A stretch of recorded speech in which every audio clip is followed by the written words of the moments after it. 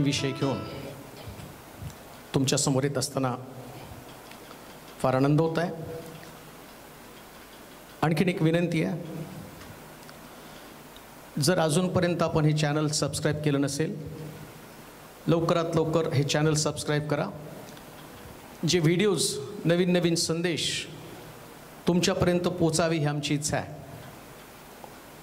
Bible सांगतं की सत्य तुम्हाला समजेल, सत्य तुम्हाला बंधमुक्त करेल। पुष्कळ लोक आज एका विशिष्ट प्रकारच्या भयामध्ये अडकून पडलेले आहेत। जगण्यासाठी आवश्यक असणारी गोष्ट कोणती असेल तर मनुष्यामधलं भय निघून जाणं। परंतु आमचं तारण झालं, आम्हाला ख्रिस्त समजला तरी पुष्कळ वेळा जी भीती आमच्या मनामध्ये बसलेली आहे, जी शास्त्राला धरून नाही आहे, आणि अशा लोकांना कधी कधी घर बदलावं लागतं, कधी कधी जागा बदलावी लागती, कामाची ठिकाणं बदलावी लागती, घराची दिशा बदलावी लागती। एक प्रकारचं भीतीचं वातावरण त्यांच्यामध्ये आहे। याचं कारण काय? आज सगळ्यात मोठा एक प्रश्न मी तुमच्या समोर मांडणार आहे। मनुष्य मेल्यावर त्याचं भूत बनतं का? बऱ्याच लोकांच्या डोक्यामध्ये तो प्रश्न आहे। एक व्यक्ती मेली आणि त्या मेलेल्या व्यक्तीचा आत्मा दुसऱ्या व्यक्तीला लागतो का? मग पुष्कळ वेळा एखादं घर घेत असताना काही लोक म्हणतात की त्या घरामध्ये कोणीतरी फाशी घेतलेली आहे, कोणाला तरी जाळून मारलेले, कोणाचा तरी खून झालेला आहे, आणि तो अतृप्त आत्मा, त्या व्यक्तीचा आत्मा त्या घरामध्ये आहे आणि तो आम्हाला त्या ठिकाणी चैन पडू देणार नाही, तो आम्हाला अस्वस्थ करणार आहे, तो त्रास देणार आहे। मग शास्त्रामध्ये जाऊन नेमकं भूत आहेत तरी कोण ते आम्हाला समजावून घेणं गरजेचं आहे। बरं, ती राहतात कुठं, त्यांचं काम काय? जर भूत आहे, बायबलमध्ये तर भूत आहे म्हणून सांगितलेलं आहे, परंतु मेलेल्या व्यक्तीच्या आत्म्याचं भूत बनतं, हे भूत बनतं, शास्त्रातनं मी तुम्हाला पटवून देणार आहे की ती गोष्ट खोटी आहे। मेलेल्या व्यक्तीच्या आत्म्याचं कधी भूत बनत नाही। मग नेमकी ही भूत आहेत कोण? याकोबाच्या पत्रात तर म्हटलं, भूतही विश्वास धरतात आणि थरथर कापतात। प्रभू येशू ख्रिस्ताला देवाचा पुत्र मानून भूत त्याच्यावर विश्वास ठेवतात आणि थरथर कापतात असं लिहिलेलं आहे। परंतु आज सुद्धा विश्वासणारे म्हणून आम्ही जगत असताना अजूनही आमच्यामध्ये ती अमावस्या, ती पौर्णिमा या दिवसामध्ये आम्ही म्हणतो की त्या दिवसात ती भूताची बाधा झालेली आहे। पुष्कळ लोकांचे कॉल्स मला येतात, आम्हाला बाहेर वसा झालेला आहे, बाहेरचं काहीतरी घडलेलं आहे। मग त्या भूताला शांत करण्यासाठी त्याला अंड, लिंबू, नारळ, उदबत्ती, अगरबत्ती अमावस्या पौर्णिमेला रात्री 12च्या दरम्यान नेऊन ठेवायचं, आणि हा कुठला तरी एक फॉर्म्युला त्या ठिकाणात वापरला जातो आणि भूतापासून सुटका मिळवण्याचा प्रयत्न केला जातो। नेमकी ही भूत आहेत कोण?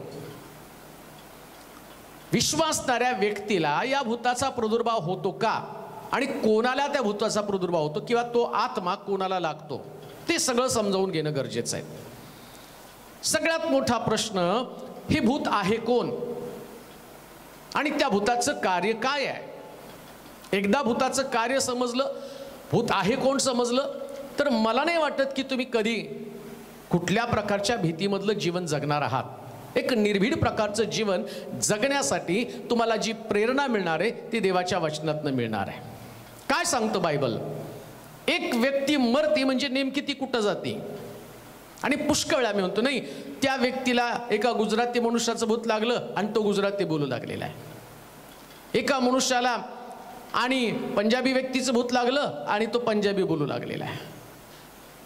मग दिसतं तर आम्हाला तसं, त्या व्यक्तीला तर ती भाषा येत नव्हती, परंतु तो व्यक्ती बोलत आहे, आमच्या डोळ्यासमोर ते चित्र आहे, आणि ती व्यक्ती त्या भाषेमध्ये बोलत असताना ज्याला कधी ती भाषेचा संबंध नव्हता पण ती भाषा बोलत आहे।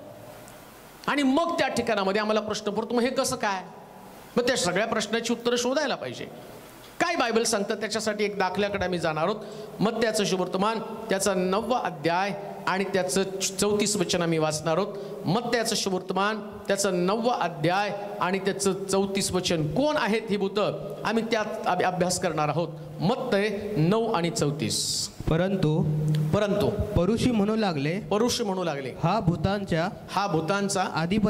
अधिपतीच्या सहाय्याने भूत काढतो. नंतर येशू त्यांचे सभास्थानात शिकवीत, राज्याच्या सुवार्तेची घोषणा करीत आणि सर्व प्रकारचे रोग, सर्व प्रकारची दुखणी बरी करत नगरातून व गावातून फिरत होता. इथं काय घटना घडली?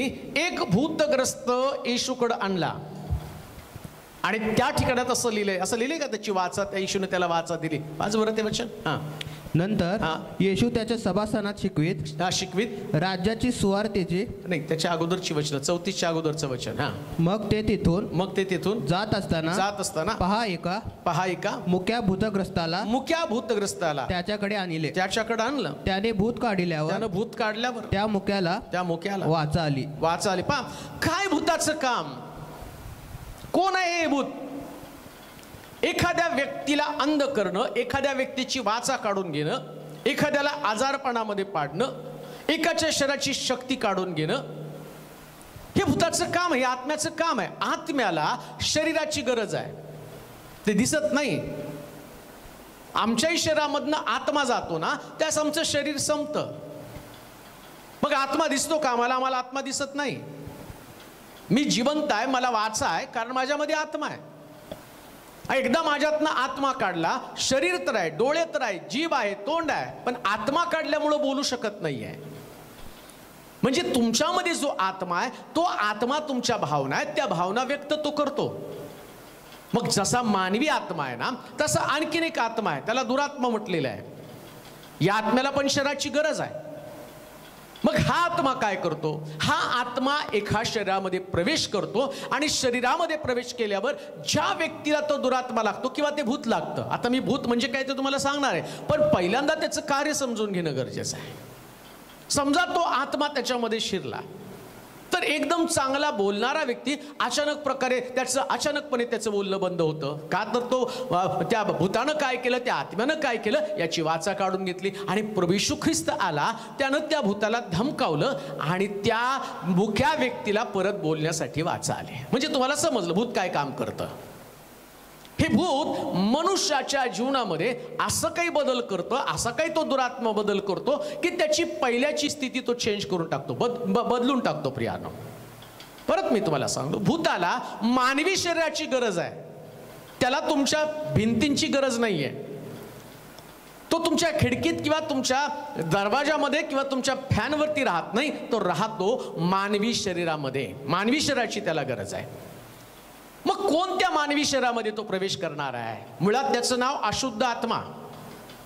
ज्याचं जीवन अशुद्ध आहे त्याच व्यक्तीच्या शरीरात तो प्रवेश करणार आहे.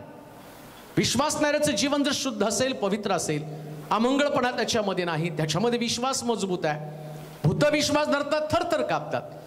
एका बिलीव्हरचं लक्षण काय? त्याचा जर विश्वास आहे तर तो देवावर तरी विश्वास ठेव, नाही तर भूतावर तरी विश्वास ठेव. भूत थरथर कापतात येशूचं नाव काढल्यावरती. मग एक विश्वासणाऱ्याच्या मनामध्ये जर भूताविषयीचा विश्वास असेल, याचा अर्थ त्याचा देवावरती विश्वास नाही. देवावर विश्वास असला पाहिजे. मग प्रभू येशू ख्रिस्त त्या ठिकाणामध्ये गेला, त्यानं ते भूत काढलं आणि भूत काढल्यावरती त्या ठिकाणामध्ये जे असणारे परुषी काय म्हटले माहिती का? हा बलजबूल म्हणजे भूतांच्या अधिपतीच्या सहाय्यानं भूत काढतो. मग आता आम्हाला ओळखलं पाहिजे भूत कोण आहेत. या भूतांचा एक नायक आहे, या भूतांचा एक अधिपती आहे. मत्ताचं शुभवर्तमान आणि त्याचा 12वा अध्याय 24 पासून 29 पर्यंतची वचनं आपण वाचूया. मत्ताचं शुभवर्तमान 12वा अध्याय 24 पासून 29 पर्यंतची वचनं. परंतु परुषी हे ऐकून म्हणाले, भूतांचा अधिपती बालजबूल त्याच्या सहाय्याशिवाय हा भूते काढीत नाही. त्याने त्यांच्या मनातील कल्पना ओळखून त्यास म्हटलं, आपसात फूट पडलेलं प्रत्येक राज्य ओसाड पडते आणि आपसात फूट पडलेलं प्रत्येक नगर किंवा घर टिकणार नाही. सैतान जर सैतानाला काढीत असेल तर त्याच्यात फूट पडली. पहा, स्पष्ट सांगितलं ते म्हणतात बलजबूल म्हणजे भूतांचा अधिपती, आणि प्रभू येशू ख्रिस्त या अधिपतीचा, अधिपती म्हणजे मालक. मग कोणाचा मालक? भूतांचा मालक. भाषांतर जे केलं गेलेले आत्म्यांसाठी शब्द वापरला गेला तो भूत. आणि येशू ख्रिस्त त्याचं स्पष्टीकरण देताना काय म्हणतो? सैतान जर सैतानाच्या, काय लिहिलंय? सैतान जर सैतानाला काढीत असेल, सैतान जर सैतानाला काढीत असेल तर त्याच्यात फूट पडली आहे. म्हणजे भूत ही दुसरी तिसरी कोणी नसून आम्ही म्हणतो मेलेला व्यक्ती आणि त्याचा आत्मा तो माग लागलेला आहे. ज्याने फाशी घेतली त्याच्या आत्मा त्याच्यामध्ये शिरलेला आहे. ज्याने जाळून घेतलं त्याचा आत्मा त्याच्यामध्ये शिरलेला आहे. तो वेगळ्या भाषेचा, अमक्या धर्माचा, अमक्या पंथाचा, तो गुजराती, मारवाडी, सिंधी, पंजाबी, मराठी, कोणाचा तरी आत्मा त्याला लागलेला आहे. पण शास्त्रात प्रभू येशू ख्रिस्त काय सांगतो ते मी तुम्हाला सांगितलं. भूत ही दुसरी तिसरी काही नसून ते सैतानी आत्मे आहेत. मेलेला व्यक्तीचा आत्मा कोणत्याही परिस्थितीमध्ये एकदा तो मेल्यावर त्याचा आत्मा कोणा व्यक्तीकडे येऊ शकत नाही. का? कारण मेलेल्या व्यक्तीचा आत्मा हा जातो कुठं, आणि ते आम्हाला समजावून घेणे आहे. मनुष्य मरतो, आत्मे मरत नाहीत. प्रियानो, माणूस मरतो, देह मरतो. माणूस मेला म्हणजे नेमकं काय? त्याचा देह मेला. या देहामध्ये जो आत्मा होता तो आत्म्यानं, तो आत्मा बाहेर पडलेला आहे. त्याचा कालावधी संपला. काहींनी कालावधी संपण्याच्या अगोदर आत्महत्या केली, त्याचा आत्मा बाहेर पडला. आत्म्याला शरीराची गरज आहे.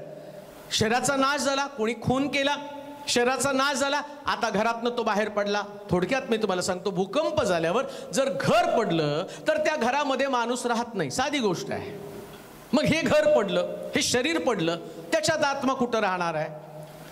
मग जिथून हा आत्मा आला तिथंच त्याला परत जावं लागणार आहे. कुठून आला आत्मा? जन्माला कुणी घातलं? तुम्हाला जन्मानं देवाने तुम्हाला जन्माला घातलं. आणि बायबल काय सांगतं माहिती का? या जगात तुम्ही उपऱ्यानी प्रवासी, म्हणजे तुमचा आत्मा प्रवास करत होता, त्याचा प्रवास संपला, त्या आत्म्याला काढलं. आता हा आत्मा विसाव्यासाठी, हा आत्मा जिथं देवानं त्याची नियुक्ती केली तिथंच त्याला परत जावं लागणार आहे.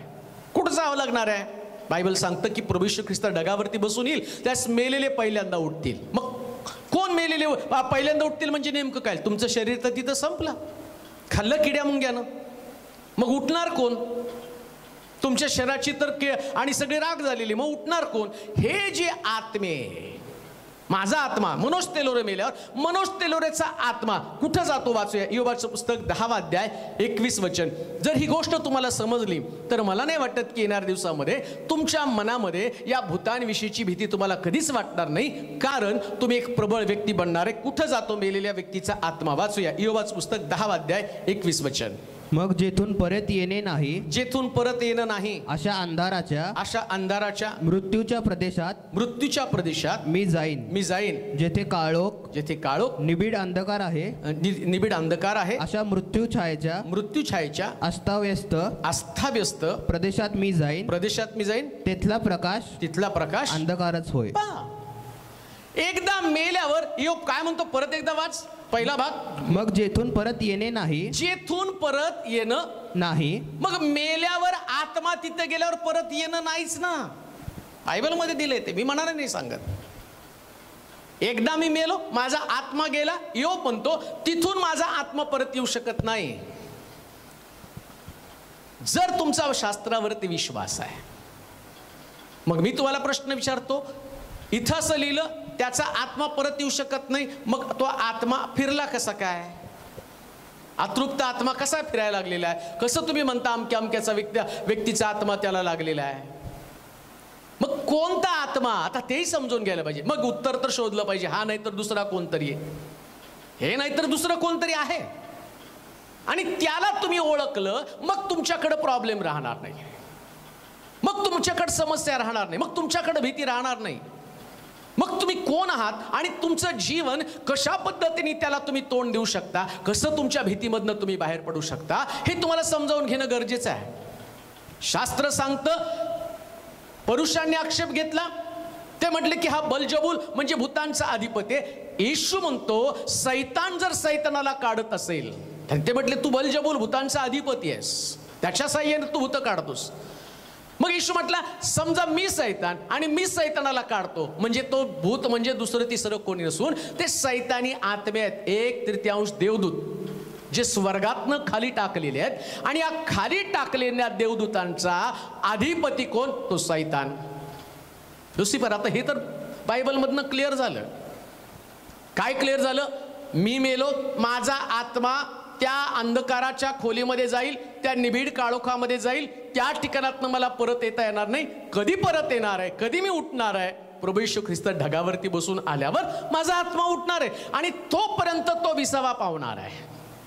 शास्त्र सांगतं, झोपी गेलेल्या आत्म्यांविषयी तुम्ही अजान असू नये.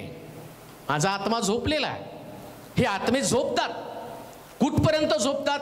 विसावा घेतात. कुठपर्यंत विसावा घेतात? प्रभू येशू ख्रिस्त येईपर्यंत विसावा घेतात. आता झालं काय माहिती का?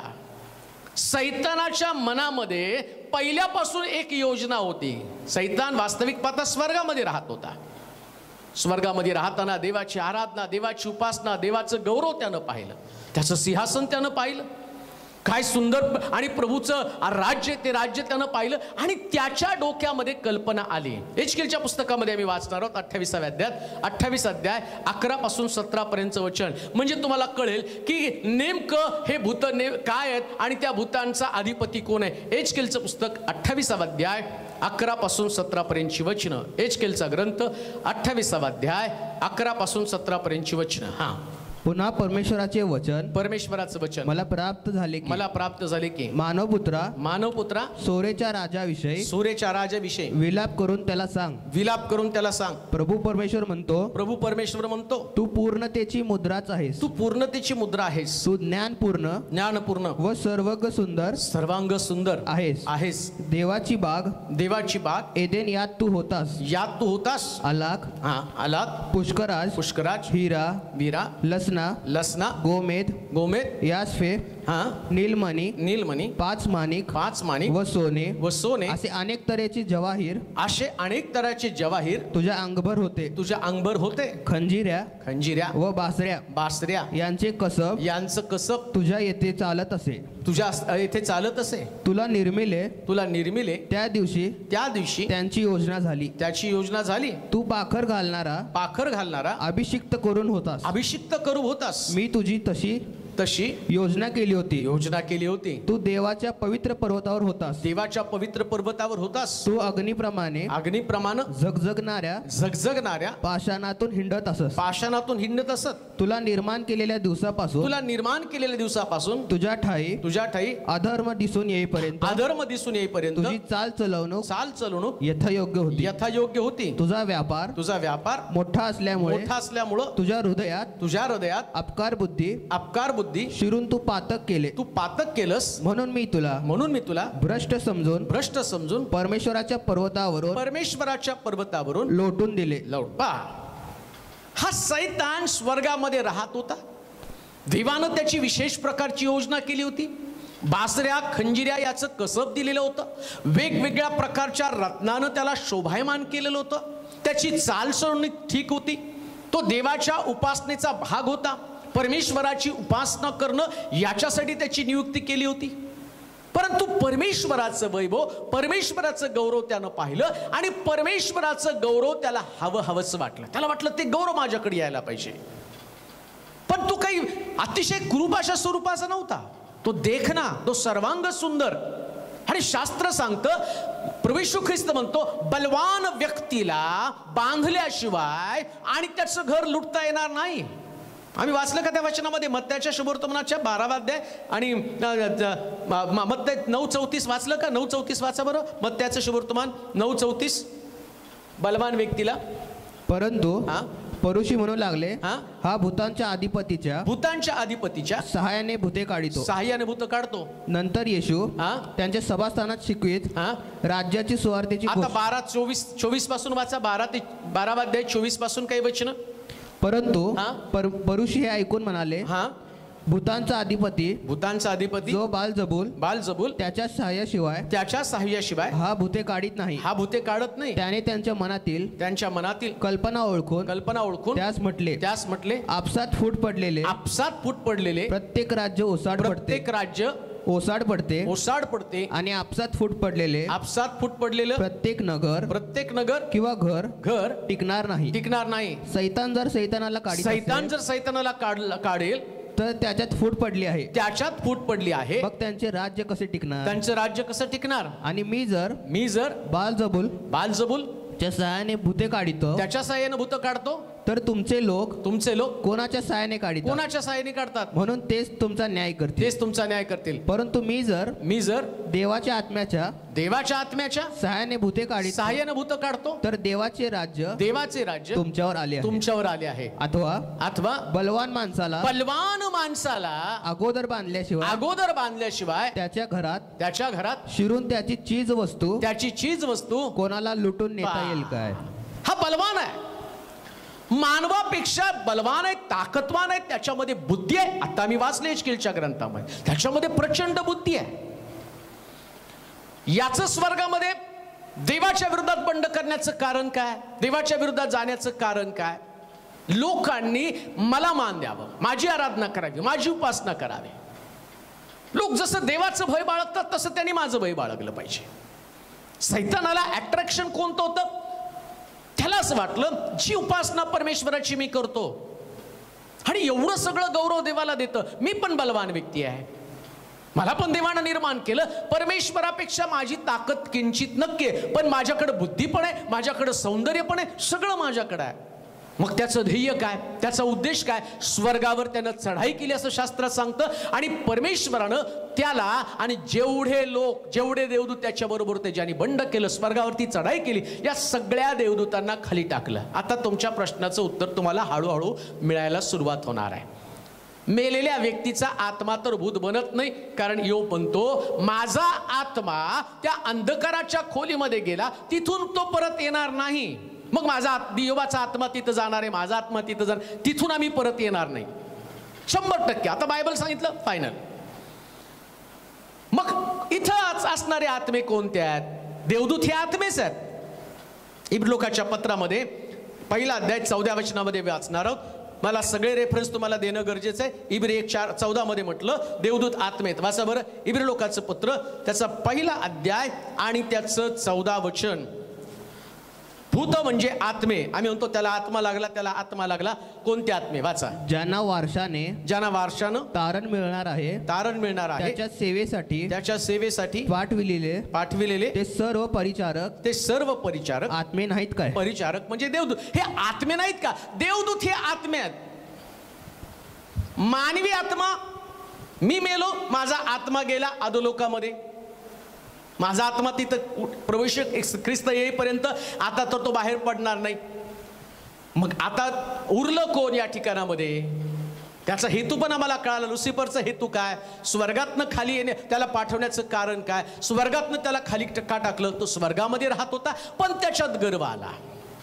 आणि त्याच्यातला गर्व कोणता, मला परमेश्वरापेक्षा जास्त लोकांनी महत्व दिलं पाहिजे. नीट ऐका विश्वासणारे म्हणून आता मी जे तुम्हाला सांगत आहे, आणि त्याच्यानं तुमच्या मनामध्ये चाललेली भीती ही तुम्हाला कशी नाशाकडे घेऊन चाललेली आहे.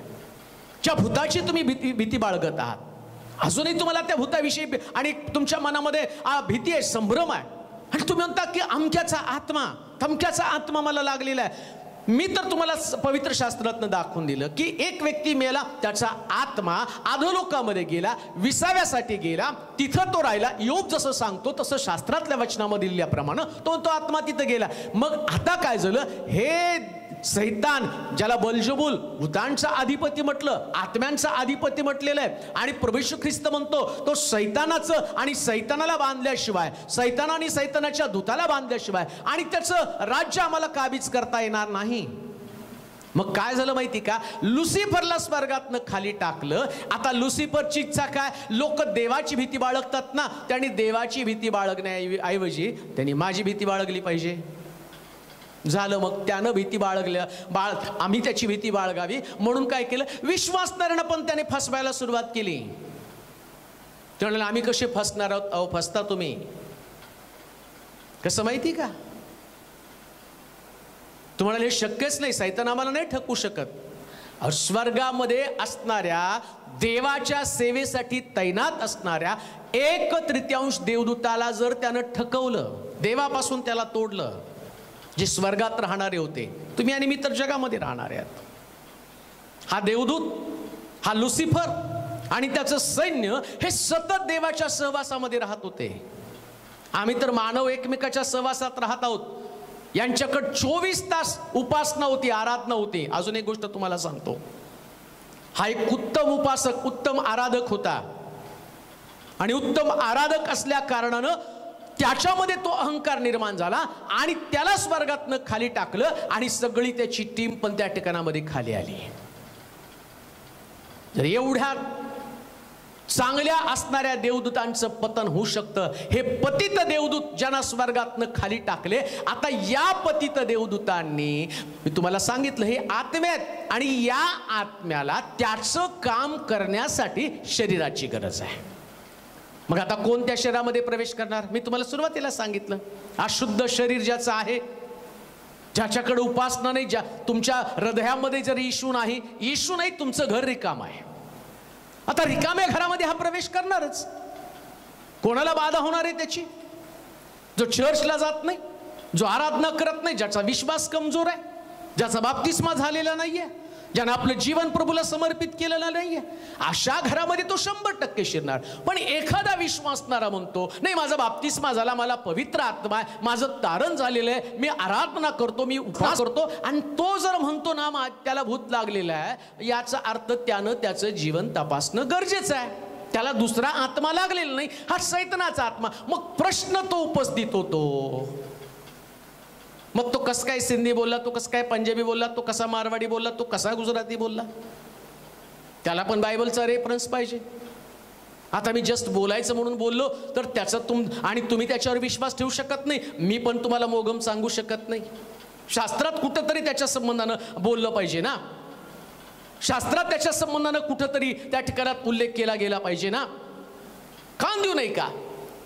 परत मी तुम्हाला सांगतो, सैतानाची इच्छा आहे आम्ही देवाची भीती बाळगण्याच्या ऐवजी या सैतानाची भीती बाळगावी, आणि तेच घडतं. विश्वासणारे म्हणून असणारे लोक सुद्धा ते म्हणतात आम्ही खूप प्रार्थना करतो, पण आज अमावस्या आहे आणि आमच्या घरामध्ये सैतान भूत काम करणार आहे, आणि ते भूत काम करत नाही. सैतानानं, बायबल सांगतं, त्यांना आम्हाला भित्रेपणाचं नव्हे तर सामर्थ्याचा आणि संयमनाचा आत्मा दिलेला आहे. मग तुम्ही बिलीव्हर्स आहात आणि तुम्ही तर त्याला घाबरता. आणि याकोबाच्या पत्रात म्हटलं, भूते विश्वास धरतात, थरथर कापतात. ते थरथर त्या देवाला, येशूला थरथर कापतात, आणि तुम्ही त्याला थरथर कापता. का तर तुमच्याकडे ती शिक्षण नाहीये आणि तुम्ही म्हणता आम्ही विश्वासणारे लोक आहोत, आणि तुम्ही त्या आत्म्यांवरती विश्वास ठेवता. एखादं घर घेतलं आणि तुम्ही म्हणता नाही या घरामध्ये दुरात्मेत, मग तू कशाला त्या घरामध्ये गेला? अरे तुझ्यात ताकद नाही, तुझ्यामध्ये पवित्र आत्मा नाही, तुझ्यामध्ये सामर्थ्य नाही. काय त्या पवित्र आत्म्याला लक्षात घ्या, पिता, पुत्र आणि पवित्र आत्मा, 3 व्यक्ती आम्ही त्रैक्य मानतो ना. देवानं आपल्या पुत्राला पाठवलं, पुत्र म्हणतो मी आणि पिता एकच आहे. ज्याने मला पाहिलं त्यानं पित्याला पाहिलं.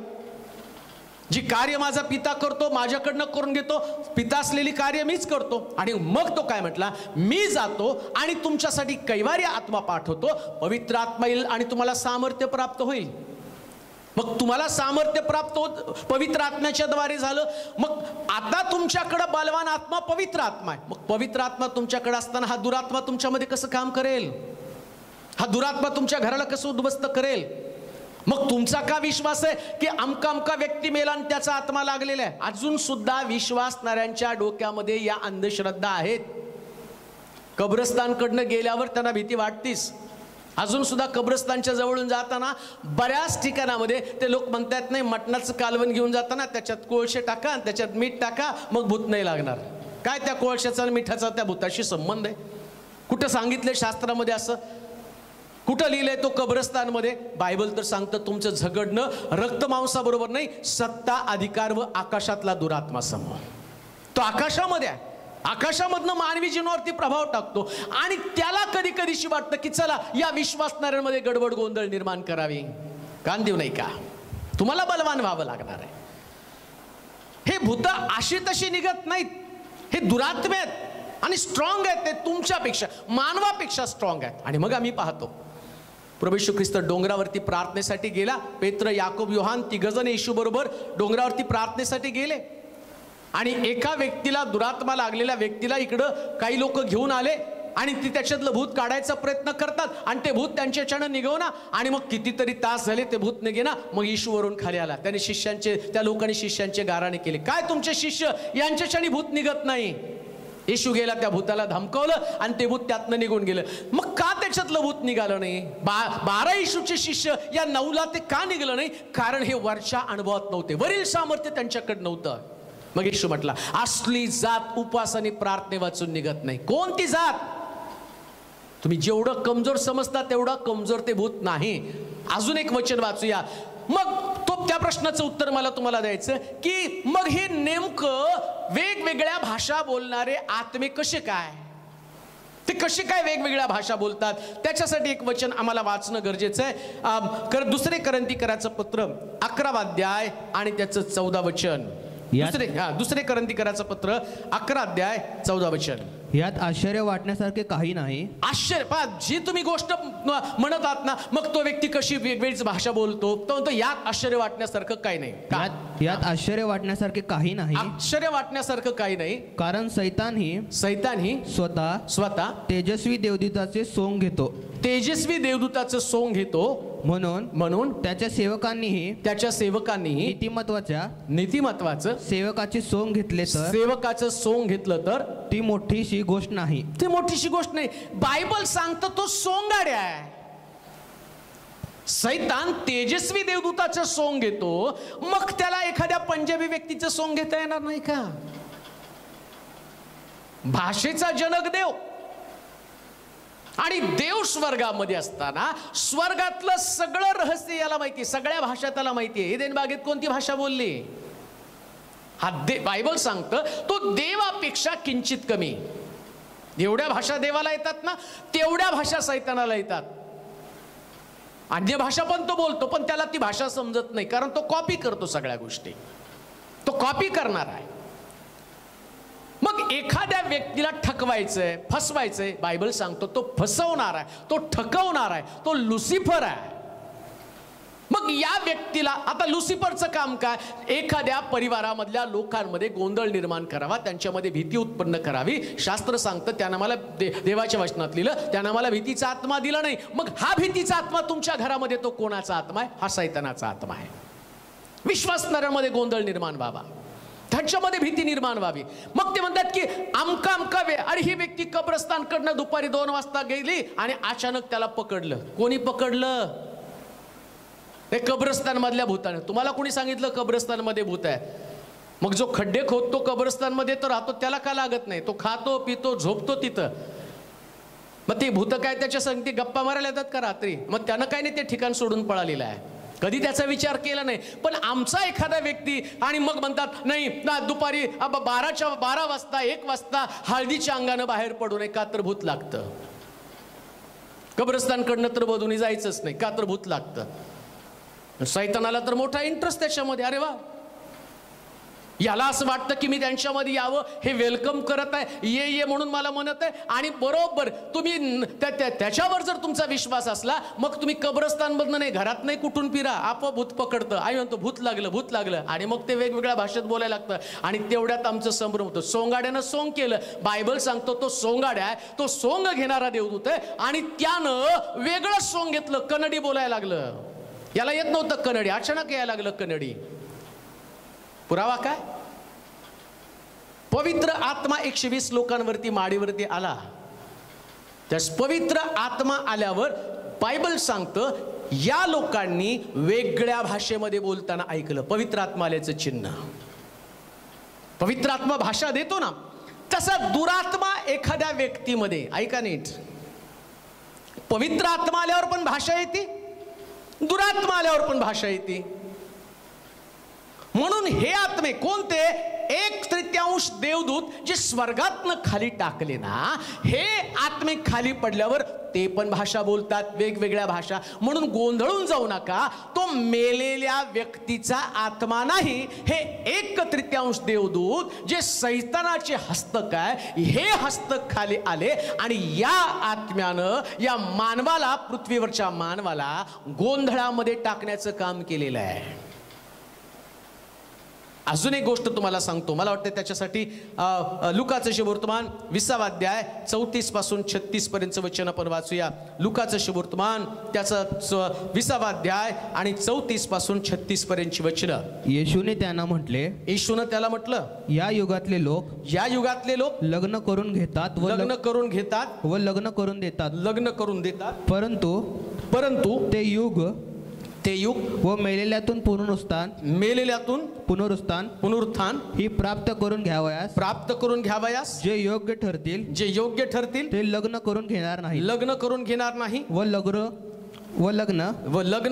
देणारही नाही आणि ते पुढे मरणारही नाहीत. मरणार पण नाही. प्रॉब्लेम काय माहिती का, देवानं माणूस मातीपासून निर्माण केला. आता नीट आहे का, मातीपासून देवानं माणूस का निर्माण केला? कारण बायबल सांगतं देवदूत मात्र आत्मे आहेत. देवानं मातीपासून मानव निर्माण केला आणि त्याच्यात आत्मा घातला. आता आत्मे मरतच नाहीत. प्रॉब्लेम काय आत्म्यांचा, ते मरतच नाहीत. म्हणून नरकामध्ये पण आत्मे टाकले ना, तर त्या ठिकाणात म्हटलं अनंतकालचा मृत्यू. अनंतकालचा मृत्यू म्हणजे काय? मृत्यू तर माणूस मेल्यावर एका क्षणामध्ये सगळं संपतं, पण आत्मे मरतच नाहीत ना.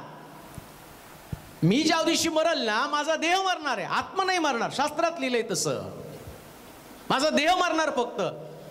या देहाला प्रभू येशू ख्रिस्त आल्यावर पुन्हा आणि पुनरुत्थानाचा अनुभव आत्म्याला येणार आहे, देह मात्र मातीमध्ये जाणार आहे. आता देवदूत आत्मे आहेत. हे लुसिफरला जे खाली टाकलं ना, तो पण आत्मा आहेत आणि एक तृतीयांश पण ते पण आत्मे आहेत. मग बरेच लोक म्हणतात ना, मग एवढा गोंधळ करण्यापेक्षा या आत्म्यांना त्याचा काहीतरी बंद. अहो, ते मरणारच नाहीत ना, त्यांचा न्याय होणार आहे. नंतर त्यांच्यासाठी अधोकुपीमध्ये त्यांना बंद करणार आहे, अग्नीच्या गंधकामध्ये त्यांना बंद करणार आहे. अग्नीच्या सरोवरामध्ये का त्यांना बंद करणार आहे? कारण शास्त्र सांगतं त्यानं आपले सेवक वायू आणि अग्नी असे बनवलेले आहेत. देवदूत हे अग्नीच आहेत आणि आम्ही पाहिलं पर्वतावर तो अग्नीसारखा फिरत होता. परमेश्वर सुद्धा आम्ही पाहतो की ज्या मोशेशी बोलत असताना अग्नीच्या रूपानं प्रगट झालेले आहेत त्या सिनाई पर्वतावरती. देव पण अग्नी आहे, देवदूत पण अग्नी आहेत. मग या लुसिफरला आणि त्याच्या दूतांना या अग्नीच्या सरोवरात, त्यांची जागा कुठे? अग्नीचं सरोवर. ज्या ठिकाणात त्याला काढलं तिथं परत टाकणार आहे. त्या अग्नीचं सरोवर हे अग्नीला अग्नीमध्येच टाकलं जाणार आहे, अजून पेटणार आहे. त्याला तिथं बांधून ठेवणार आहे, 1000 वर्ष बांधणार आहे. तो नाही माझा शास्त्राचा भाग. पण मला तुम्हाला सांगायचं, हे देवदूत जे आहेत यांना स्वर्गातनं खाली टाकलं आणि टाकण्यामागचं कारण काय ते पण जाता जाता तुम्हाला सांगतो. ते लग्न करून घेत नाहीत आणि लग्न करत नाही. देवदूतांनी लग्न करायचं नाही. एक गोष्ट आता तुम्हाला सांगतो, आता तुम्ही त्याच्यावर विश्वास ठेवू नका, पण लोकांच्या कल्पना आहेत. नवविवाहितेला लवकर भूत लागतं. का लागतं माहिती का? विश्वासणाऱ्यांच्या बाबतीत नाही मी सांगत, अविश्वासणाऱ्यांच्या बाबतीमध्ये का लागतं? देवदूताला लग्न करण्याची परमिशन नाही. पण असं लिहिलंय उत्पत्तीच्या पुस्तकामध्ये, जर तुम्ही गेलं तर ते मी तुम्हाला वाचून दाखवणार नाही, परंतु असं लिहिलंय. 2 पेत्र त्याचा 2 अध्याय 4 वचनामध्ये आधी वाचा. 2 पेत्र 2 अध्याय आणि 4 वचन. 2 पेत्र 2 अध्याय त्याचं 4 वचन आम्ही वाचणार आहोत. 2 पेत्र 2 अध्याय 4 वचन. त्यानंतर यहुदाचं पत्र 6 वचन पण वाचणार आहोत.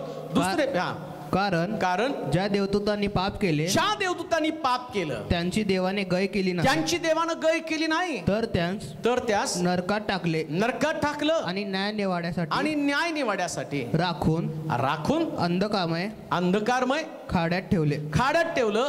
त्याने प्राचीन जगाचीही गय केली नाही.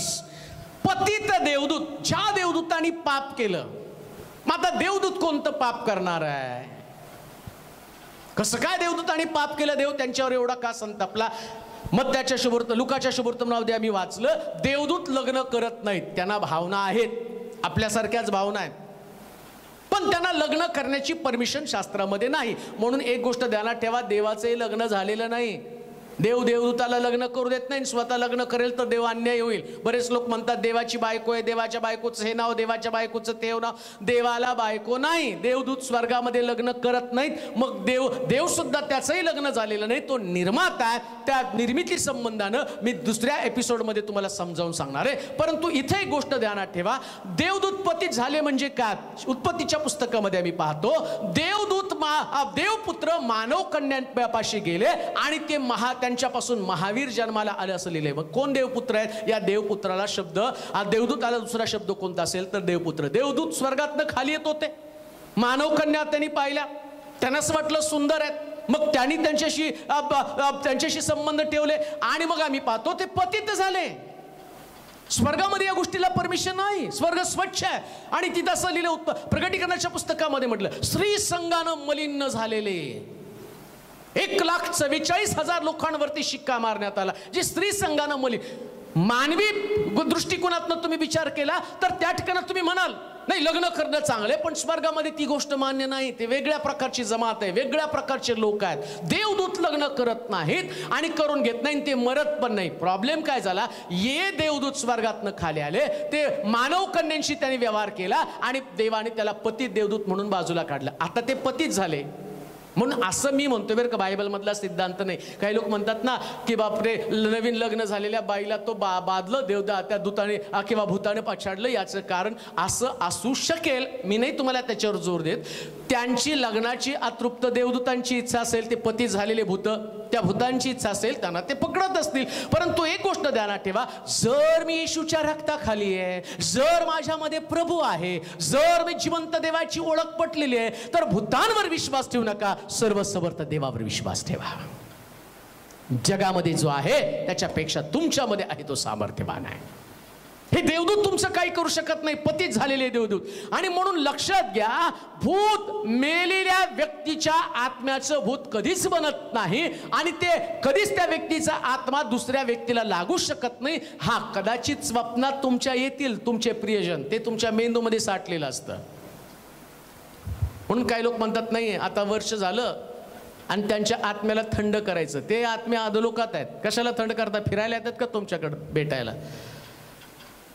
वर्षाला त्याला जीव घाला, वर्षाला त्याचं काहीतरी सांत्वन करा, कब्रस्तानकडे जा. आमचे पूर्वज तिथं झोपलेत. तुम्हाला कोणी सांगितलं? उकरून बघा, तिथं किडेत सारे. तुमचे पूर्वज तर गेले, योबाच्या पुस्तकात सांगितल्याप्रमाणे.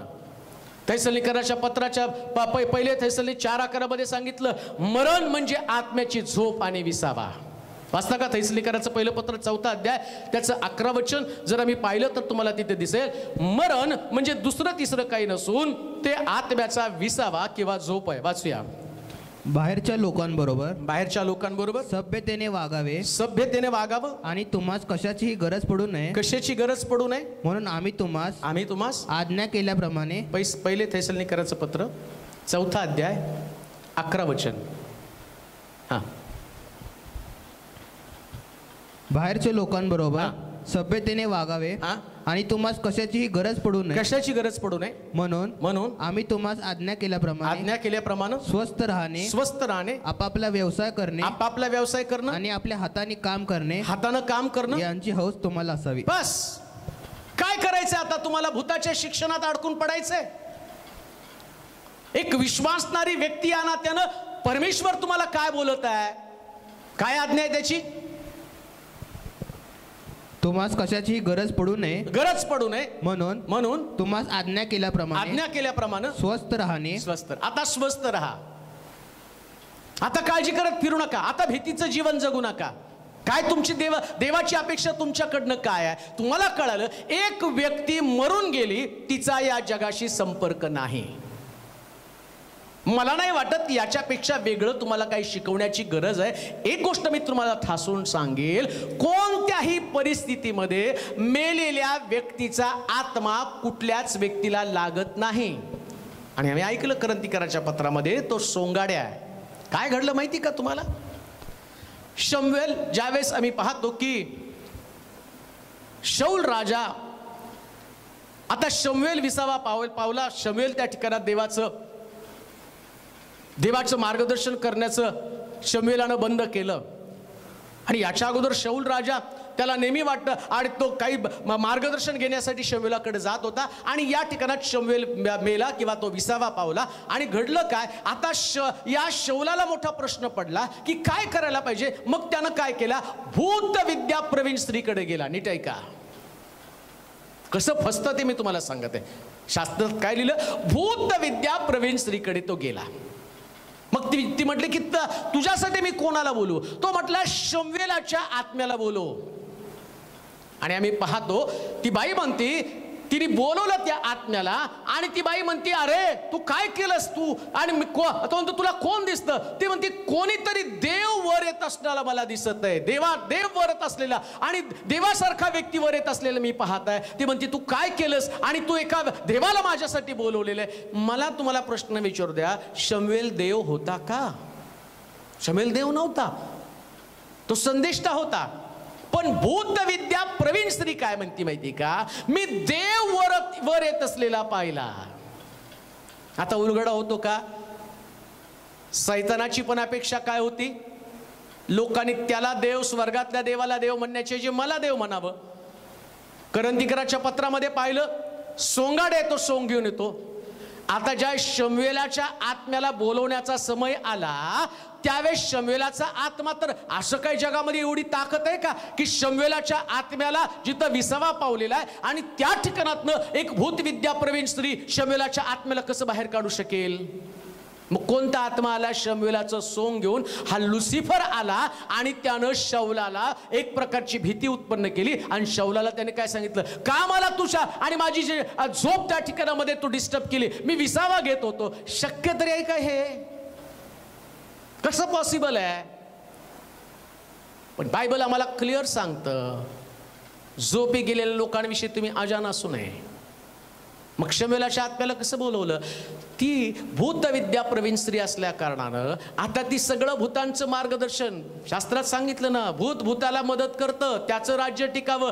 आता ही भूत विद्या प्रवीण स्त्री आहे, मग तिला देवाचा आत्मा, देवाच्या मनुष्याचा आत्मा कसा मदत करेल. मग कोणत्या आत्म्यानं मदत केली, या आत्म्यानं मदत केली जो सोंगाड्या आहे. हा सोंगाड्या शाऊलासाठी शमूएलाच्या आत्म्याचं आणि रूप धारण करून आला. आणि त्याने शाऊलाला फसवलं. म्हणून देवाचे लोक, प्रिय लोकांनो, फसगत होऊ देऊ नका.